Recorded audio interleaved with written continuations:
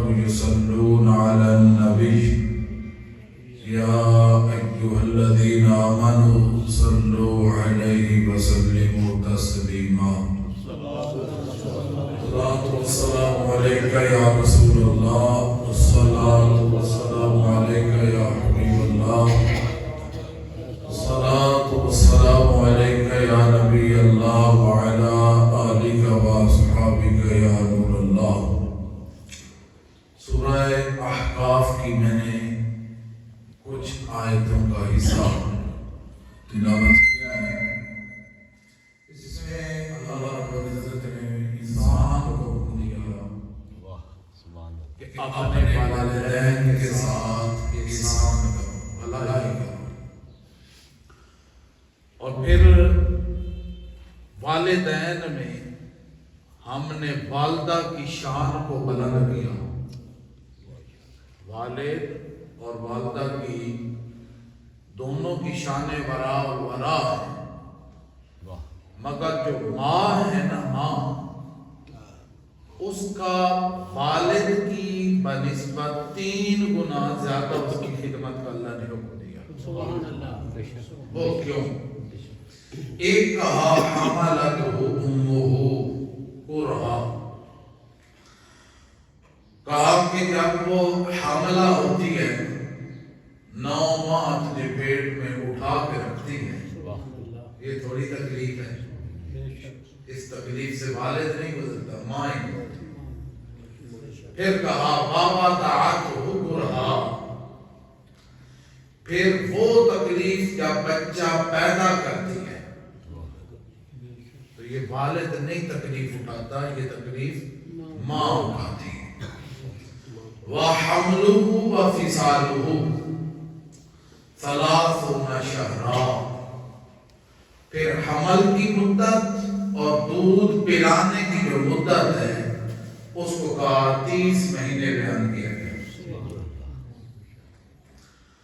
کہا یہ جو 3 مراحل ہیں نا، جب وہ حاملہ ہوتی ہے، پیٹ آپ کو پتا ہے نا، تھوڑا سا کھا نہیں تو کیا تکلیف ہوتی ہے.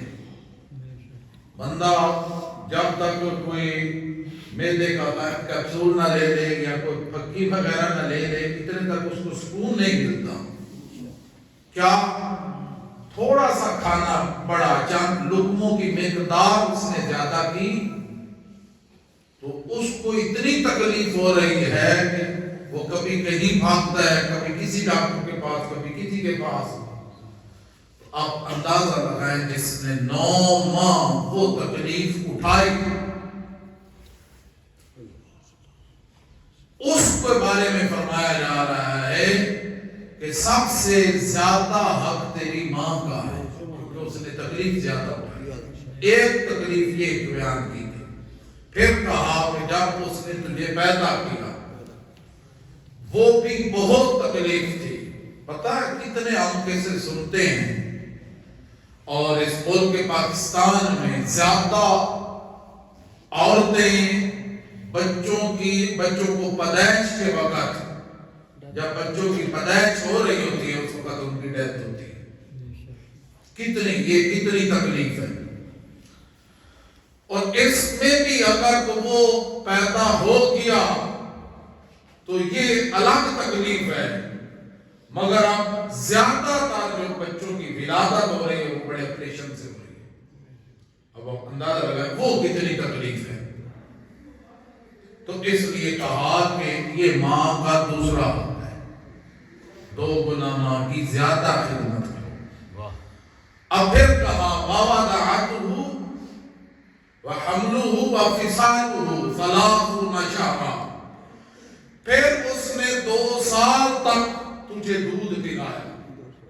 وہ جو حمل کا مرحلہ تھا یہ مشکل تھا، پیدائش کا مرحلہ پھر مشکل، جو سب سے مشکل ترین مرحلہ آ گیا.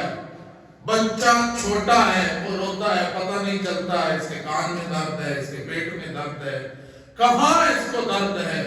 لیکن ماں ہے نا، ماں وہ کبھی اسے گلے سے لگاتی ہے، کبھی کہیں لے کے بھاگتی ہے، کبھی کہیں لے کے بھاگتی ہے. نہ اس کو اس کی پیاس برداشت کرتی ہے، نہ اس کی بھوک برداشت کرتی ہے. وہ ماں ہی تو تھی نا جن کی آج سنت ادا ہو رہی ہے. وہ 7 چکر صفا مروہ کی پہاڑیوں پہ لگائے جا رہے ہیں. وہ ماں کیوں دوڑی تھی؟ وہ بچے کی پیاس کی وجہ سے دوڑی تھی. وہ کتنا سفر ہے. وہ ایک ماں تھی جو اتنی ماں کی مامتا تھی، اور بچے کے دل میں ماں کے دل میں بچے کا پیار تھا، جو اتنی نوکیلے پتھر اور ایک وحشتناک اس وقت علاقہ ہوتا تھا. صفا کی پہاڑی سے مروہ کی طرف، مروہ سے پھر صفا کی طرف 7 چکر آئے تو دیکھ لو 3 منزلیں بن گئی ہیں. ایئر کنڈیشن لگے ہوئے ہیں، پنکھے لگے ہوئے ہیں، پھر بھی ویل چیئر پہ لوگ صفا مروہ کے چکر لگا رہے ہیں. ان سے پھر بھی نہیں چلا جاتا. لیکن ماں کی محبت دیکھو کہ ماں کی محبت نے بیٹے کی پیاس بجھانے کے لیے 7 چکر لگا دیے. یہ ماں ہے. یعنی ماں بچے کو اگر بخار ہوتا ہے ماں کو نیند نہیں آتی. بچے کو اگر کوئی تکلیف ہوتی ہے ماں کو نیند نہیں آتی، وہ سوتی ہی نہیں ہے. سردیوں کی سخت راتوں میں بچہ اگر پیشاب کر دے تو ماں فوراً پہلے اس کا کپڑا چینج کرتی ہے، اس کی شلوار چینج کرتی ہے، اور اس کے بعد اس کو پھر سوکھی جگہ پہ لٹاتی. ایک بچھونی نکالی، دوسری ڈال دی، دوسری نکالی، تیسری ڈال دی. مگر خود کے اگر گیلے کپڑے بھی ہو جائیں تو پوری رات سردی برداشت کرتی ہے، مگر بچے کو پھر بھی سکون دیتی ہے. یہ کہا گیا ہے. اسی لیے حضور علیہ السلام کی بارگاہ میں ایک شخص آیا کہ یا رسول اللہ، میرے اوپر زیادہ حق میری ماں کا ہے یا میرے باپ کا؟ حضور علیہ السلام نے فرمایا تیری ماں کا. وہ پھر مڑ کے آیا، یا رسول اللہ آپ کس کا حق ہے؟ فرمایا تیری ماں کا.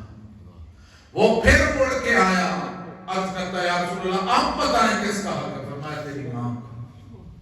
آپ وہ حدیث سامنے رکھیں اور قرآن کی اس آیت حملتہ امہ کرہا ووضعتہ کرہا وحملہ وفصالہ 30 شہرا، کہ 3 مراحل میں تیری ماں نے مشکلات اٹھائیں. تو اس آیت کو اور حدیث کو ملائیں تو 3 دفعہ ماں کی خدمت کا حکم دیا. پھر وہ 4تھی دفعہ پڑھ کے آتا ہے. امام الانبیاء نے فرمایا اب حق تیرے اوپر تیرے باپ کا ہے کہ تو اپنے والد کی خدمت کر. میرے دوستوں بزرگوں، یہ والدین اللہ کی ایک ایسی نعمت ہے. یہ زندہ ہوں پھر بھی ان کے ساتھ حسن سلوک ہے. یہ دنیا سے چلے جائیں پھر بھی ان کے ساتھ حسن سلوک ہے. یہ زندہ ہوں پھر بھی رحمت ہے اولاد کے لیے. یہ اس دنیا سے چلے جائیں پھر بھی اولاد کے لیے رحمت ہے. خدا کی قسم یہ زندہ ہوں پھر بھی اولاد کا دکھ ماں نہیں سہ سکتی. ماں چلی جائے پھر بھی اولاد کا دکھ سہ نہیں سکتی. وہ کتابوں میں یہ کئی جگہ پہ واقعہ لکھا ہوا ہے کہ ایک ماں نے اپنے اکلوتے بیٹے کی شادی کر دی. شادی کرنے کے بعد بہو نے کہا کہ میرے خاوند میں تیری ماں کے ساتھ رہ نہیں سکتا، نہیں رہ سکتی. اب بتا مجھے رکھنا ہے کہ ماں کو رکھنا ہے، فیصلہ کر. مگر میں چاہتی ہوں کہ اگر تو مجھے رکھ تو پہلے ماں کا کلیجہ نکال کے دیا. وہ اوپر گیا، اس نے ماں کو قتل کیا، ماں کا کلیجہ نکالا اور سیڑھیوں سے نیچے آ رہا تھا، اس کا پاؤں پھسلا گرا. ماں کے کلیجے سے آواز آتی تھی بیٹا بچ تو گئے، تکلیف تو نہیں نہ. یہ ماں تو وہ ہے.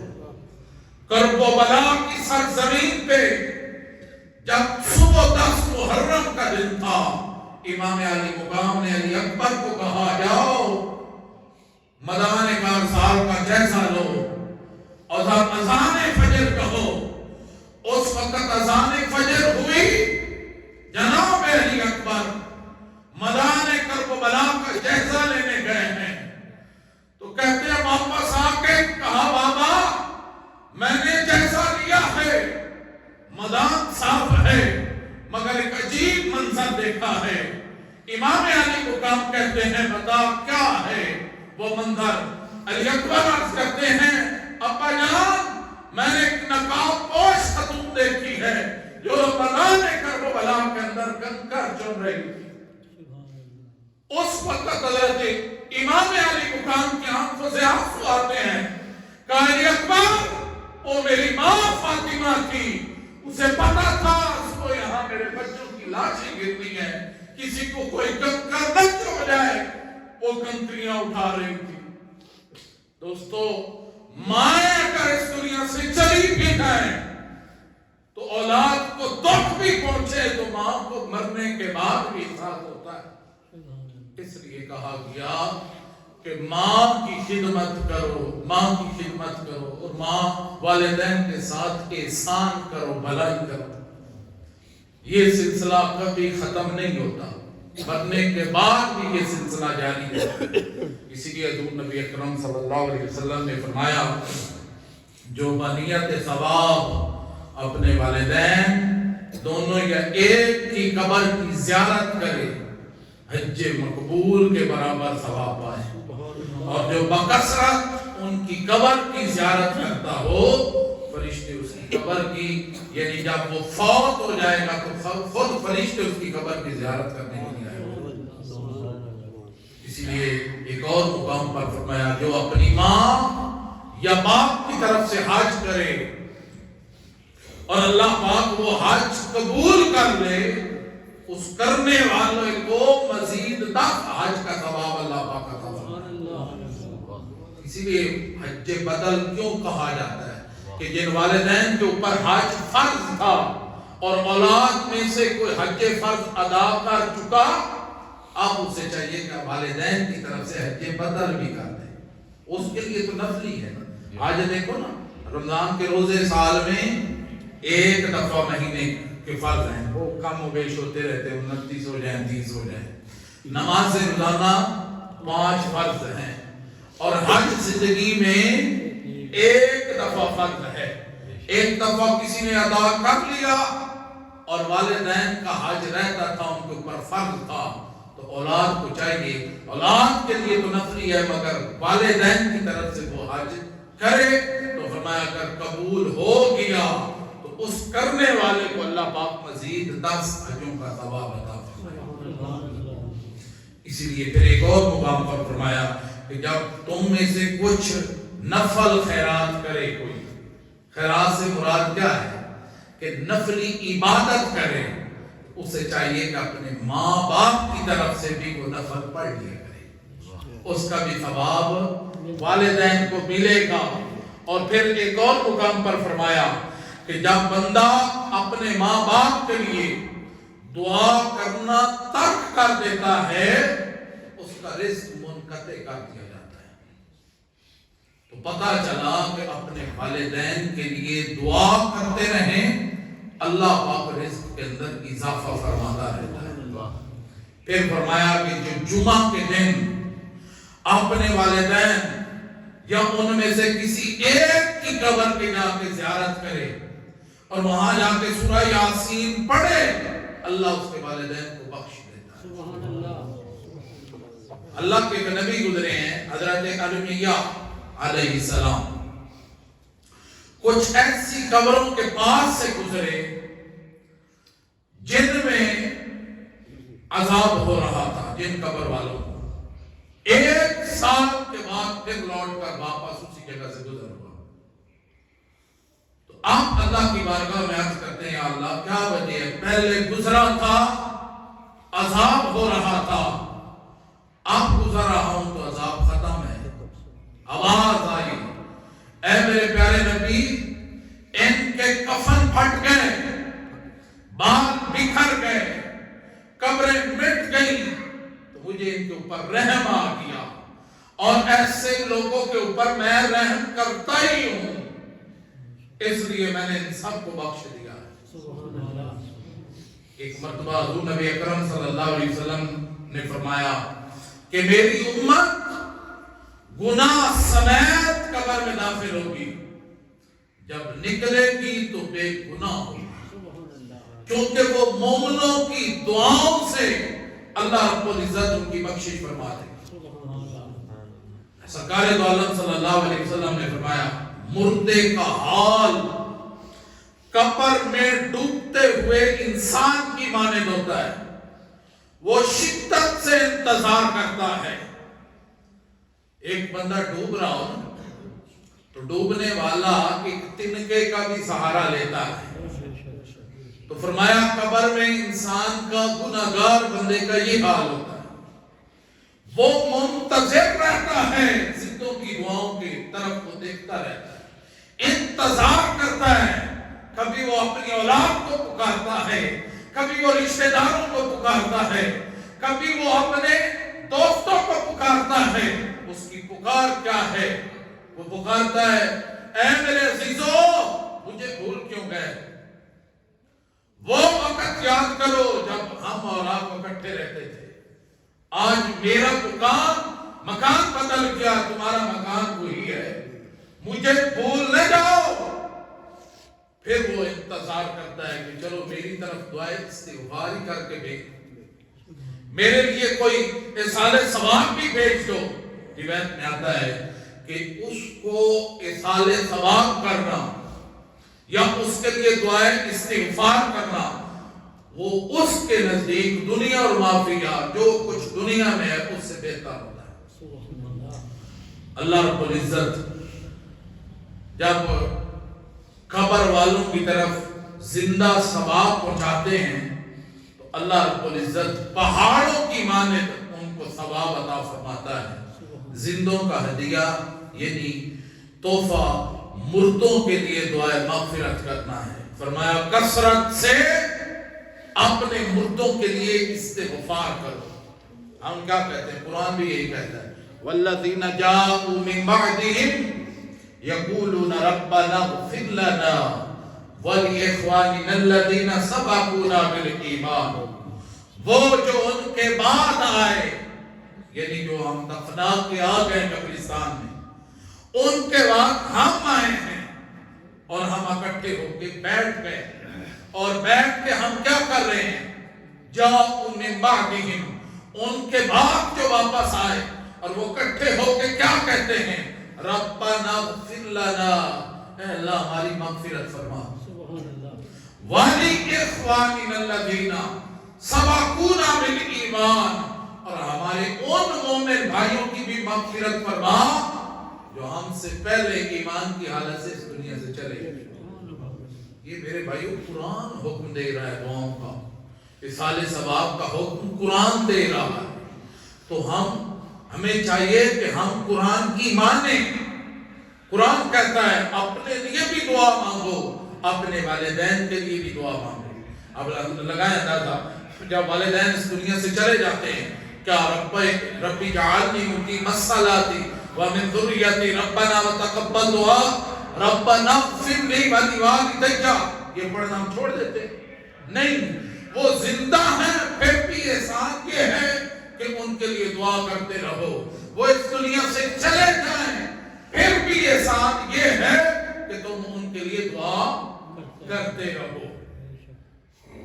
تو ساتھ ساتھ اللہ رب العزت نے ان کی دعاؤں کے ساتھ ساتھ اللہ نے اپنی مغفرت کا بھی حکم دیا ہے. کہا کہ پہلے اپنے لیے کرو پھر اپنے والدین کے لیے استغفار کرتے رہو. حضرات محترم, جو کوئی تمام مومن مردوں اور عورتوں کے لیے دعائے مغفرت کرتا ہے, ہم کہتے ہیں نا وَلِلْمُؤْمِنِينَ يَوْمَ يَقُومُ الْحِسَابُ, فرمایا کہ جو کوئی تمام مومنین اور مومنات کے لیے دعائے مغفرت کرتا ہے اللہ اس کے لیے ہر مومن مرد اور عورت کے عوض ایک نیکی عطا فرماتا ہے.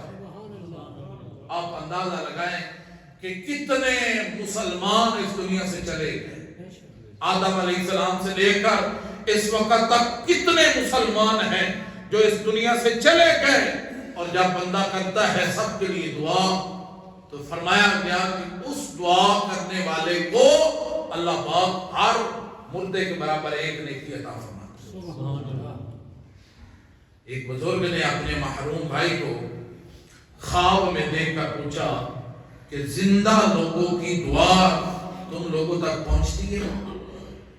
تو اس نے جواب دیا ہاں, اللہ کی قسم وہ نورانی لباس کی صورت میں ہمارے پاس آتی ہے اور ہم اسے پہن کے سکون حاصل کرتے ہیں. یہ میں نے اپنی طرف سے نہیں بات کی، یہ کسی عام مولوی کی بھی نہیں ہے، یہ امام جلال الدین سیوطی نے شرح الصدور کے اندر نقل کی ہے. اور پھر شرح الصدور کے اندر ایک اور واقعہ نقل کرتے ہیں اور اس کو حدیث کی کتابوں کے اندر بھی نقل کیا گیا، اس کو سنن ابو داؤد کے اندر نقل کیا گیا اور حدیث کی کتابوں کے اندر نقل کیا گیا. فرمایا جب کوئی شخص میت کو ایصال ثواب کرتا ہے اللہ جبرائیل علیہ السلام کو حکم دیتا ہے یا کسی مومن کے لیے ایصال ثواب کہتا ہے، حضرت جبرائیل اس ایصال ثواب کو نورانی طباق کے اندر پیش کرتے ہیں، سبحان اللہ، یعنی ٹرے تاش کے اندر ڈال لیتے ہیں اور اس قبر والے کے سرانے کھڑے ہو کے کہتے ہیں کہ اے قبر والے اٹھ، تیرے فلاں عزیز نے تیرے لیے تحفہ بھیجا ہے، اس کو قبول کر. سبحان اللہ. وہ قبر والا اٹھتا ہے اور نورانی تاش کے اندر نورانی لباس ہوتا ہے، اس کو پہن کے راحت حاصل کرتا ہے. سبحان اللہ. میرے دوستوں بزرگوں، روایت میں آتا ہے کہ جو قبرستان میں 11 بار سورۃ اخلاص پڑھ کر مردوں کو ایصال ثواب کرے تو مردوں کی تعداد کے برابر اللہ پاک ایصال ثواب کرنے والے کو اجر عطا فرمائے. سبحان اللہ. یہ بہت آسان طریقے لکھے گئے. اسی طرح حضور نبی اکرم صلی اللہ علیہ وسلم نے فرمایا جو قبرستان سے گزرا اس نے سورہ فاتحہ ایک دفعہ پڑھی، پھر سورہ اخلاص پڑھی، پھر سورہ تکاثر پڑھی. اخلاص کے بارے میں تو آپ کو ثواب پتہ ہے، 3 دفعہ پڑھو تو پورے قرآن کا ثواب. سورہ تکاثر جو آج کا بھی درس تھا کل کا بھی درس تھا، اس میں حضور علیہ السلام نے فرمایا کہ سورت 1000 آیت ان کے برابر ہے. الہاکم التکاثر حتی زرتم المقابر، یہاں فکر آخرت ہے سورت کے اندر. فرمایا کہ ایک دفعہ سورہ تکاثر پڑھے، پھر یہ دعا مانگے یا اللہ جو کچھ میں نے پڑھا اس کا ثواب مومن مرد اور مومن عورتیں دونوں تک پہنچا تو وہ قبر والے قیامت کے روز اس ایصال ثواب کرنے والے کے سفارشی بن جائیں. سبحان اللہ. حضرات محترم، یہ ایصال ثواب کا ہمیں اللہ نے قرآن اور احادیث کریمہ کے اندر دونوں میں حکم دیا ہے. حضرت سیدنا حماد مکی رحمۃ اللہ تعالی علیہ فرماتے ہیں، امام جلال الدین سیوطی نے کتاب لکھی شرح الصدور، اس میں سارا احوال آخرت ہے، اس لیے یہاں زیادہ میں حوالے انہی کے دے رہا ہوں. سارا کچھ، کیسے موت آنی ہے، کیسے روح نکلتی ہے، کیسے رات کے فرشتے آتے ہیں اور کیسے اس کی روح کو لے کے جاتے ہیں، کیسے اس کا نماز جنازہ ہے، کیسے اس کی تدفین ہونی ہے، کیسے قبر میں سوال و جواب ہونے ہیں، کیسے کل بروز قیامت اسے اٹھایا جائے گا. پورا منظر انہوں نے اس کتاب کے اندر احوال آخرت کے اوپر بیان کیا.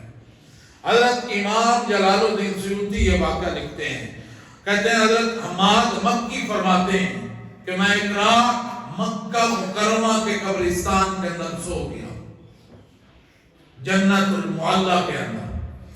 کیا دیکھتا ہوں کہ قبر والے ہلکا در ہلکا کھڑے ہیں ہاتھ باندھ کے. میں نے ان سے پوچھا کیا قیامت قائم ہو گئی ہے؟ انہوں نے کہا نہیں، قیامت نہیں قائم ہوئی. دراصل بات یہ ہے کہ یہاں سے ایسا مومن مرد گزرا ہے جو اللہ کا پیارا تھا، اللہ کا ولی تھا.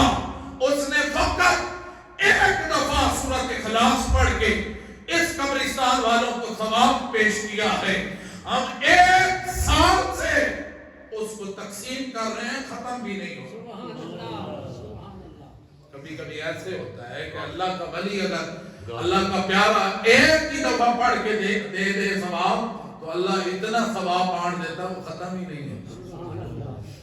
میرے دوستوں بزرگوں، اس لیے ہمیں چاہیے کہ ہم کثرت سے اپنے والدین کی طرف سے، اپنے فوت شدگان کی طرف سے ان کے لیے دعائے مغفرت کیا کریں، اصالہ ثواب کیا کریں، ان کے لیے صدقہ و خیرات کیا کریں جتنا آپ ان کو، اور کسی کی ضرورت نہیں۔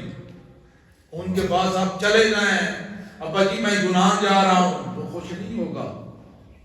یونان سے آپ 5 سالوں بعد واپس آ جائیں اور کہیں قبر پہ کھڑے ہو جائیں کہ ابا جی میں اتنے ڈالر لے کے آیا ہوں، اب تو میں نے کوٹھی بنا دی، وہ جو تم کچے کوٹھوں میں رہا کرتے تھے اب اٹھ کے دیکھو وہ بدل گئے ہیں، ہم نے گاڑی لے لی ہے، ہم نے پلاٹ لے لی ہیں، ہم نے اور زمینیں لے لی ہیں، اٹھو دیکھو۔ وہ نہیں اٹھے گا۔ کیوں نہیں اٹھے گا؟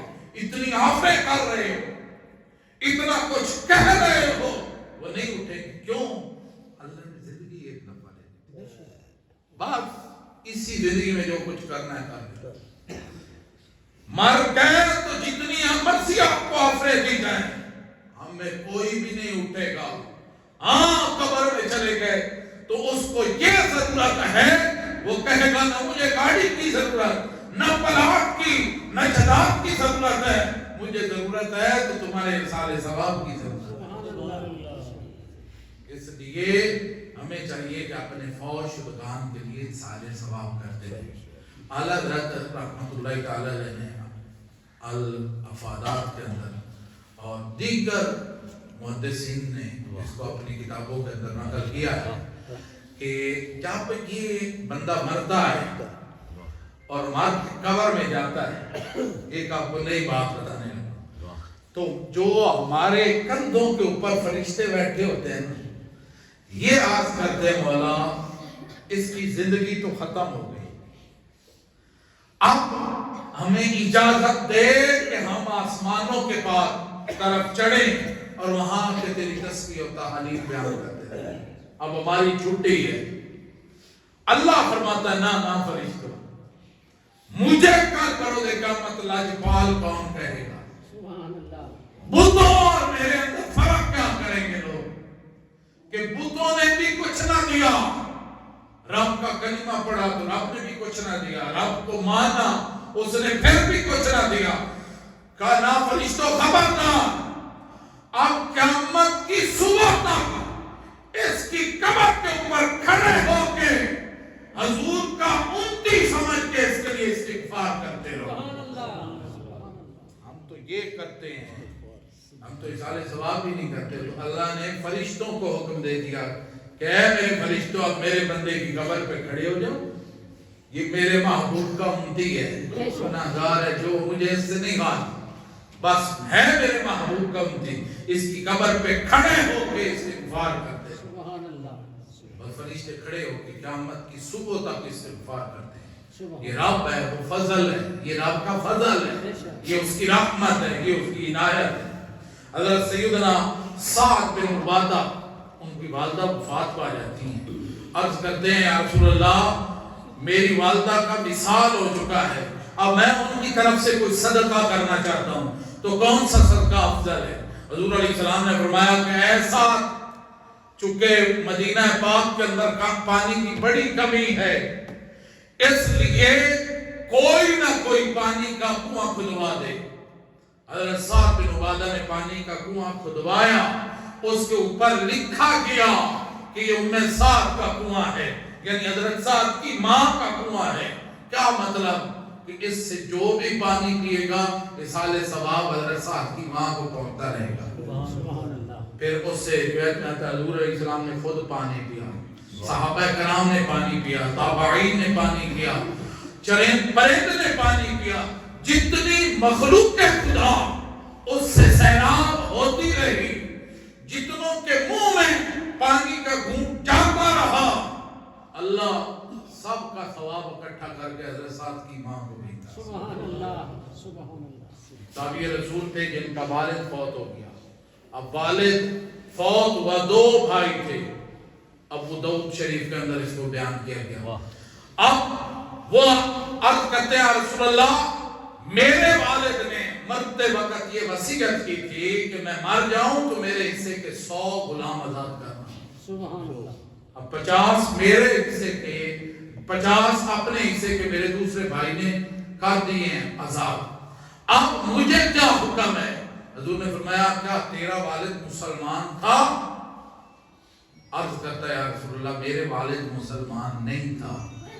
تو حضور علیہ السلام نے فرمایا انہو لو کان مسلما فاعتقتم او حججتم او صدقتم بلا ذلك، فرمایا اگر تو تیرا تھا والد مسلمان تو ان کی طرف سے غلام آزاد کر، حج کر، صدقہ و خیرات کر، تیرے والد کو اس کا ثواب پہنچے گا۔ اور اگر وہ مسلمان نہیں تھا تو جو کچھ مرضی کر لو کچھ بھی نہیں پہنچے گا۔ تو ہمیں تو یقین ہے کہ ہمارے مرنے والے تو مسلمان تھے، ساری زندگی وہ کلمہ پڑھنے والے تھے۔ تو جو انکار کرتے ہیں سارے ثواب کا وہ خود سوچیں کہ ان کے مرنے والے کیا تھے۔